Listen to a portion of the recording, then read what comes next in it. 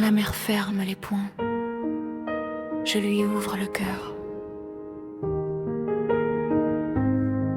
Dans le détroit, la mer retient son souffle, comme une mère inquiète qui voit ses enfants jouer trop près du bord.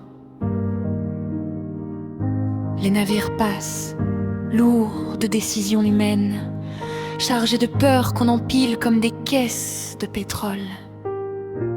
Mais écoute, sous le métal, sous les ordres, sous les drapeaux qui claquent, il y a un murmure ancien, plus vieux que les frontières, plus sage que les stratégies.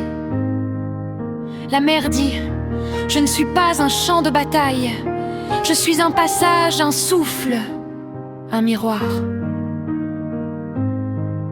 Elle dit: quand vous me coupez, c'est vous-même que vous blessez. Quand vous me surveillez, c'est votre propre peur que vous gardez. Quand vous me militarisez, c'est votre avenir que vous enfermez. Et moi, au milieu de ces vagues tendues comme des nerfs, je rêve d'un détroit qui s'ouvre comme une main qui pardonne. Je rêve de nations qui posent leurs armes comme on pose un fardeau trop lourd au pied d'un arbre. Je rêve de marins qui naviguent non pour menacer, mais pour veiller, non pour montrer la force, mais pour protéger la vie qui circule. Parce que la paix, c'est pas un accord signé dans un bureau, c'est un geste, un souffle, un regard qui dit: je te reconnais, tu existes, et ta vie compte autant que la mienne.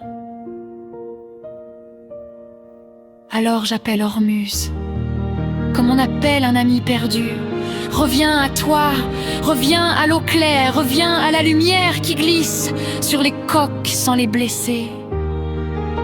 Que les bateaux deviennent des poèmes, que les nations deviennent des voix, que la mer devienne un livre ouvert, où l'on écrit ensemble la seule histoire qui vaille, celle où l'humanité choisit de ne plus avoir peur d'elle-même.